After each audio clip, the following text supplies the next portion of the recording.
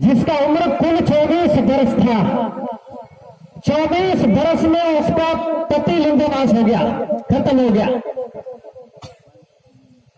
खत्म जब हो गया तो उसका राज चलाने का जो सिस्टम गड़बड़ा गया। उसने कमर कसा 24 वर्ष की उम्र में एक ही पुत्र था, वीर नारायण। 15 साल तक उसने अपना गुरुवाड़ा साम्राज्य को चलाया। 52 संतान, परगने, ताल, तलैया, मीनारे, किला, महल, जनता जनार्दन की कृषि कार्य की व्यवस्थाएं और उसे दुर्गावती के राज में सारी कौम के लोग थे। सभी कौम के लोग उस गुरुवाड़ा राज में रहते थे। कोई ईर्षा भाव नहीं, कोई देख भाव नहीं, कोई ऊंच नीच नहीं, बड़े सेवा भाव में लोग रहा करते थे। चोरी डकैती नहीं होती थी, छल कपट नहीं था। इसका प्रमाण कि उस किला महल में दरवाजा नहीं है। जब हीरा मोती सोना चांदी सब कुछ है उनके पास, तो चोरी का भी तो डर होना था। उसमें आज भी गेट नहीं है, कहीं के भी किला महल में चले जाइए, उसमें दरवाजा नहीं है, क्योंकि उस समय चोरी नहीं था। आज तो भाई भाई में कितना ईर्ष्यापन है। पीपा में आटा रखा है, नमक में तरी में रखा है, इसके बाद ताला डाल के जाता है, बड़ा भाई चुराना ले, छोटा भाई चुराना ले। उस समय कितना सोना चांदी, हीरा मोती, पन्ना, पुखराज, तमाम चीजों राजा महाराजा पास पर चोरी डकैती नहीं था, इसलिए दरवाजों में गेट नहीं था। कितने ईमानदार स्वभाव के लोग थे। थोड़ा इतिहास को झांक करके देखो। उस समय अकबर शाह दिल्ली का राजा था। उसका नजर पड़ा, मैं पूरे वतन का राजा हूं, ये बाबरगढ़ की गोंड महारानी है, ये विधवा आ रही, ये अपने कुशल राज को चला रही, सोने के सिक्के इसके राज में चलते। इस अबला नारी को राज चलाना शोभा नहीं दे रहा। उसने चिट्ठी पाती लिख दिया कि तू अपना राजपाट मेरे को दे दे तो मेरी दासी बन जाए। गोंड रानी थी, उसने उसका पिंजन ठुकरा दिया, बोले तू अपना चरखा मेरे को दे दे और मेरा दास बन जा। उसने सोचा ये अबला नारी इतनी बड़ी सोच गोंड रानी की, उसने उसी समय उससे बदला लेने की भावना प्रकट कर दी और उसने अपने सामने भेज दिया। 16 बार युद्ध किया उसने, 16 बार पराजित का मुंह उसको देखना पड़ा। 17 बार में 12 किलोमीटर दूर जबलपुर से नई नाला में जून के महीना में 24 जून उसका सरवन हाथी पानी में फंस गया और उस हारी बिखरी सेना पर उसने चढ़ाई कर दिया। पर वो गोंड रानी ने सोचा कि पीठ दिखाना गोंडवाना के इतिहास में नहीं लिखा, गोंडवाना के जहन में नहीं है, चाहे इधर से कट जाए पर पीठ नहीं दिखाएंगे। वो लड़ते रहे, उसके तीर आखिर में लगा, गले में लगा और महावत से कटार लेकर उसने सोचा मेरी जो सेना है वो सब सेना खत्म होने गई, अब मेरा कोई सैनिक नहीं बचा है और अब इज्जत से खिलवाड़ हो जाएगा। इसलिए उसने महावत से कटार लिया और अपने आप को बलिदान कर दिया उसने। पर इज्जत से उसने सौदा नहीं किया। दो गोंडवाना की महारानियां हमारे इस विभाग में पैदा हुई थी। कमलावती को देखिए, लाजीगढ़ बालाघाट में टेकाम राजा की फूल कुंवारी को देखिए, ऐसी 18 रानियों का इतिहास आप देखिए। इन्होंने अपने आन और बान शान के लिए घुटने नहीं टेके, बलिदान हो गई। इसलिए कहा गया है कि फूल नहीं चिंगारी है, ये तो गोंड वंश की नारी है। आज की वर्तमान युग में अगर उसका पति 1 महीने भोपाल में रह जाए तो पत्नी घर में दूसरी व्यवस्था करवे की जुगाड़ सोच होता रहा। ऐसा सोचेगी कि अब पति गया, लेकिन वो 15 साल तक कमर कस की यंग 24 साल की उम्र में बाबरगढ़ का राज चलाया। तो दुर्गावती बनो, कमलावती बनो, हिरवा रानी, कंचन रानी, फुलिया रानी, हिलाई रानी, अप्राप जामनगर महाराष्ट्र से। ये कोई वृद्ध नहीं थी, नवयुवा थी, 21-22 साल की उम्र में देश के लिए कुर्बान। बिरसा मुंडा को देखिएगा, 22-23 साल का यंग बिरसा मुंडा जलन जंगल जमीन की लड़ाई लड़ने में अपने समाज को एकत्रित किया कि हम अपनी जान देंगे पर जमीन नहीं देंगे। टांटा मामा जो भील समुदाय से आता है, राणा पुंजा भील समुदाय से आता है, जो राजस्थान से है, जिसने महाराणा प्रताप हल्ली घाटी पर जब अंग्रेजों से लड़ाई हुआ, महाराणा प्रताप रस्ती समाज से पराजित हो रहा था। राणा पुंजा भील ने कहा महाराणा प्रताप हम आदिवासी लोग आपका साथ देंगे। उसने साथ दिया। महाराणा प्रताप का मम्मी बोले एक और मेरा बेटा है पुंजा भील के नाम राणा लगा दिया। उस समय से उसका नाम राणा पुंजा भील पड़ गया। उसका नाम पुंजा भील था। महाराणा प्रताप को साथ युद्ध में साथ दिया, इसलिए उसका नाम राणा रख दिया। ये आदिवासी समाज हर समाज को साथ देने वाला समाज है।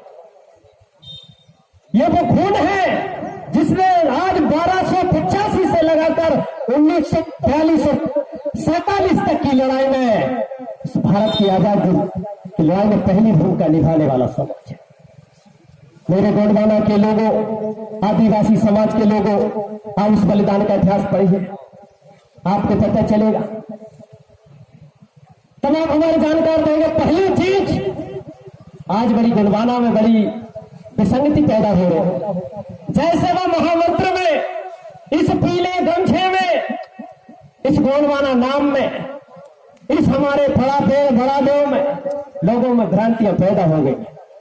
हमारे अपने लोगों में भी है, सोचते हैं पीला गमछा डाल जाऊंगा तुम गोंडवाना तो बन जाऊंगा, इनके साथ खड़ा हो जाऊंगा तो मेरे को लोग गोंडवाना का कहेंगे।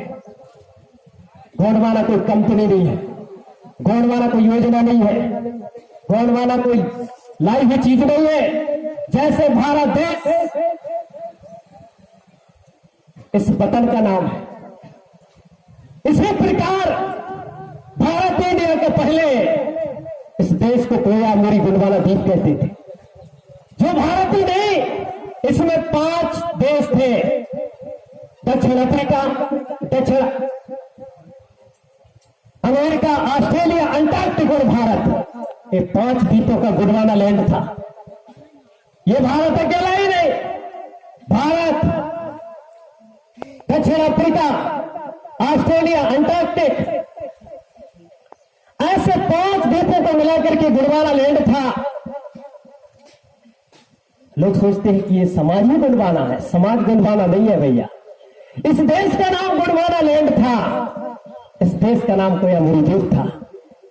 आप 1951 की हिस्ट्री में देखिएगा, आपको पता चलेगा इस देश का नाम गोंडवाना लैंड था। ये सब नाम बाद में पड़ा, ये सब नाम बाद में पड़ा। और उस गोंडवाना में सभी लोग रहते। गोंडवाना एक्सप्रेस गाड़ी चलता है तो उसमें क्या गोंडवाना गोंड ही लोग बैठते, उसमें सब बैठते। जैसे भारत है तो भारत में हिंदू है, मुसलमान है, सिख है, ईसाई है, जैन है, बुद्ध है, यूपी है, सारे लोग कौम रहते हैं। ये सारे कौम के लोग वास करते हैं, तब भारत कहलाता है। इसी प्रकार उस गोंडवाना में भी सभी लोग थे, अपने अपने कार्य में इस गोंडवाना राजा के अंगरक्षक बने हुए थे, अपने अपने सेवा निमित्त कर रहे थे। लेकिन आज की परिस्थिति में मानसिकताओं में ऐसा बीज बोया गया, लोग गोंडों को गोंडवाना समझते हैं। ये गोंडवाना समूह है, ये गोंडवाना एक देश का नाम है। गमछे की बात आती है, ये गमछा किसी पार्टी से जोड़ के रखा लोगों ने, किसी जाति विशेष समुदाय से लोगों ने जोड़ के रखा है, लेकिन ये विशेष जाति समुदाय का नहीं है पीला गमछा। ये प्रकृति का रंग है, ये प्रकृति की पहली का रंग है। ये बात आपको समझना पड़ेगा। जब प्रकृति पर 52 लाख बरसपति का बीज अंकुर जब होता है आषाढ़ माह में, तो कैसा निकलता है भैया? कैसा निकलता है? पीला निकलता है, सबको मालूम होना चाहिए, पीला ही निकलता है। और माता का रज जो होता है वो भी पीला ही होता है, पिता का जो रज होता है वो सफेद होता है।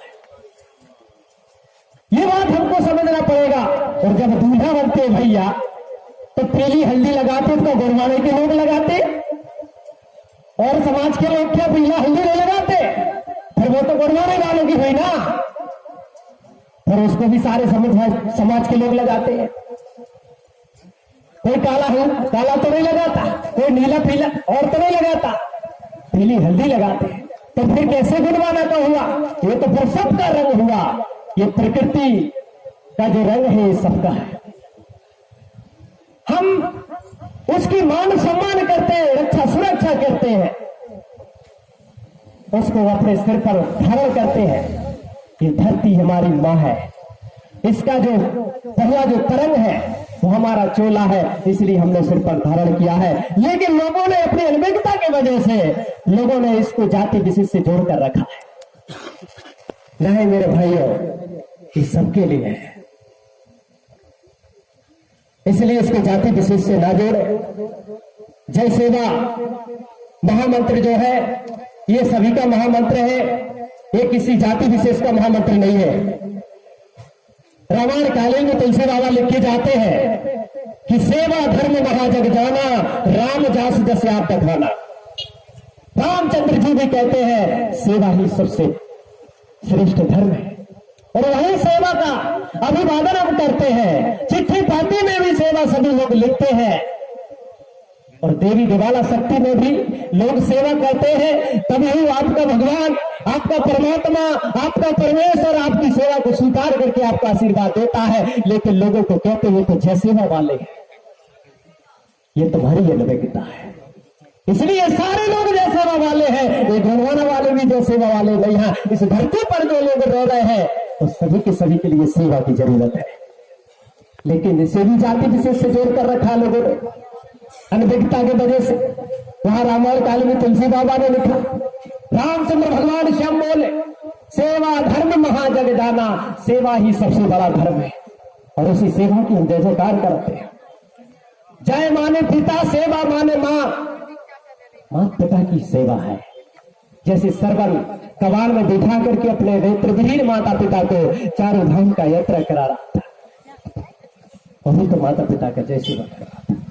और इस सेवा जोहार में सारी 52 लाख वनस्पति और 33 करोड़ जितना भी देव शक्ति इस भारत भूखंड में है, सबकी जय, सबकी जय। एक की नहीं, जितनी भी शक्ति है सबकी जय, सबकी सेवा जोहार। माने इस प्रकृति के द्वारा जो हमारा कल्याण होता है, हमारा उद्धार होता है, उसकी जय, उसको सेवा जोहार बोलते हैं। किस भगवान का नाम है? लोगों के अनभिज्ञता की वजह से ऐसे क्वेश्चन खड़े हुए हैं, सुनने में आता है, तो इसलिए मेरे को सोचा कि ये बात का विषय रखना पड़ेगा और ये आपको समझना पड़ेगा। इसलिए अपने आप को झंडा एक तरफ स्तर गिरा के मत रखो, तर्क करो, और जब तक तर्क वितर्क नहीं करोगे, झंडा एक तरफ कर गई गटर के नाली के कीड़े की जैसी जिंदगी हमारी, हमें तर्क वितर्क करना पड़ेगा, मंथन चिंतन करना पड़ेगा, तभी दुनिया में हमारा अस्तित्व निकल के आएगा। इसलिए मैंने मेरी शिक्षा दीक्षा के अनुसार मैं अध्ययन करता हूँ, सारे धर्मों का अनुसरण करता हूँ, सारे गुरुओं का अनुसरण करता है, और करने के बाद जो हमको नेक अच्छा लगता है उसको हम स्वीकार करते हैं। यही हमारा मानव धर्म कहता है, यह हमको करना चाहिए। ये टीका टिप्पणी करना, ऊंचा नीच करना, ये कोई धर्म नहीं सिखाता है। ये प्रकृति भेदभाव नहीं करती, तो तुमको भेदभाव करने वाले मानो। हवा ने भेदभाव नहीं किया, अग्नि ने भेदभाव नहीं किया, धरती ने भेदभाव नहीं किया, पानी ने भेदभाव नहीं किया, सूर्य आकाश चंद्र ने भेदभाव नहीं किया, तो मेरे जमीन के मानो, जमीन में रगड़ने वाले आप क्यों भेदभाव करते हैं भाई? अगर उसमें भेदभाव की मानसिकता आ जाए फिर क्या होगा हमारा, क्या होगा हमारा? लेकिन ये जमीनी मानव की कलाकारी देखिए, ये अपना वर्चस्व बनाने के लिए, अपनी दुकानदारी बनाने के लिए नाना प्रकार का ये प्रपंच रास्ता है। इसलिए हम प्रकृति की जयकारा करते हैं, क्योंकि प्रकृति किसी से भेदभाव नहीं करती। ये पेड़ पौधे, जंगल झाड़ी ताल तलैया मीनार भेदभाव नहीं करते हैं, तो हमें भी भेदभाव नहीं करना चाहिए। सेवा भाव के साथ सबको मिलकर रहना चाहिए। इसी प्रकार से आप गर्व के साथ जय सेवा बोले, सभी से बोले, और जो जिस शब्द का अभिवादन है तो उससे वही शब्द बोले, और आपस में कंपटीशन नहीं करना चाहिए। हमें जब हम जाते हैं, मिजोरम में जाते हैं, हमें सभी जाति धर्म के सत्संग के लोग मिलते हैं, आदान प्रदान होता है, पर कंपटीशन नहीं होता है। ज्ञानी से ज्ञानी मिले दो दो बातें हो, मूर्ख से मूर्ख मिले दो दो लाते हो। इसलिए कहा भी गया हमारे बुद्धिजीवी लोगों ने, जात न पूछो साधु की पूछ लीजिए ज्ञान। तो ज्ञान हमको लेना चाहिए, ना कि हमको उससे टीका टिप्पणी या किसी प्रकार का विरोध करना चाहिए। इसी प्रकार से हमारे राजा रघुनाथ शाह शंकर शाह मल्लागढ़ के राजा थे और ये दुर्गावती के वंशज मंडावी गोत्र के थे। जो हमारे यहाँ की भाषा में मराठी गोत्र सीधी सीधी भाषा में बोलते हैं, उनको मराठी। पिता पुत्र ऐसी भारत के अंदर किसी समाज के अंदर ऐसी देशभक्ति, ऐसी कुर्बानी किसी ने इतिहास में नहीं है जो गोंडवाना आदिवासी समाज के बीच में मिलते हैं। पिता पुत्रों को अंग्रेजों ने तोप के मुंह में बांधा और उन्होंने कह दिया कि हम अपनी मर्जी से मरेंगे, तुम्हारी मर्जी से नहीं मरेंगे। राजा डेलन साहब के जिला नरसिंहपुर ढिलवाल मदनपुर रियासत 3 दिन 3 रात अंग्रेजों ने बरिया के पेड़ से लटका के रखा, लेकिन मौत नहीं आया। उनने कहा तुम्हारी मर्जी नहीं, इसमें हमारी मर्जी चलेगी। 3 दिन 3 रात राजा डेलन साहब को बरगद के पेड़ में लटका के रखा। वो गोंडवाना में शक्ति थी, लेकिन तुम्हारी शक्ति कहां चली गई भैया? आपको जानना पड़ेगा।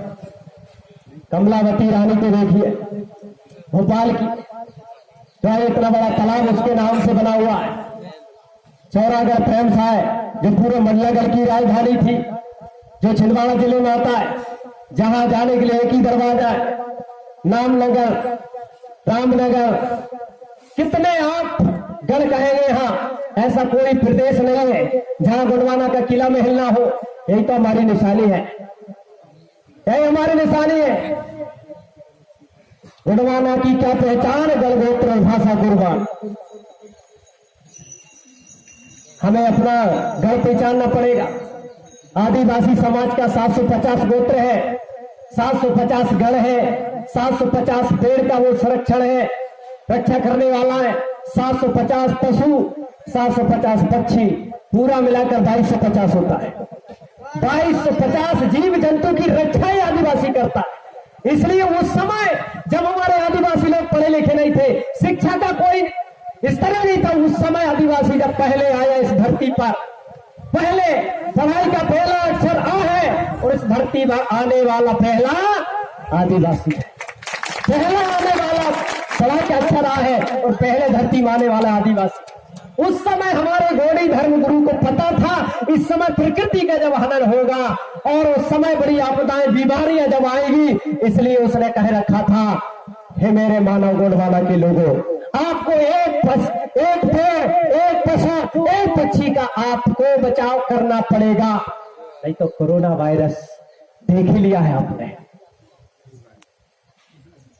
बचे क्यों आदिवासी ट्राइबल जो वनांचल में रहने वाले लोग? क्योंकि हम प्रकृति के रंग रस में थे, इसलिए हमने बहुत कम उस मार्क्स का उपयोग किया।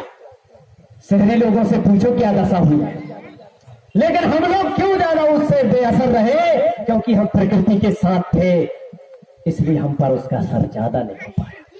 ये बात उस समय हमारे गोड़ी धर्म गुरु ने ये लिख करके नोट करके रख दिया था, एक पेड़ एक पशु पक्षी को बचा के रखना, उसका रक्षण भी करना और भक्षण भी करना, ये दोनों बातें हमारे गौड़ी धर्म के इतिहास में। ये बात आपको अपने उठा करके पढ़ना पड़ेगा। क्योंकि हम क्यों भटक गए? हमारा गुरु नहीं था, ग्रंथ नहीं था, गतप नहीं था, इसलिए हम भटक गए। लेकिन अब भटकने की आवश्यकता नहीं है, क्योंकि हमारा गुरु भी है, ग्रंथ भी है, गतप भी है, हमें भटकने की आवश्यकता नहीं है। गुरु भी है।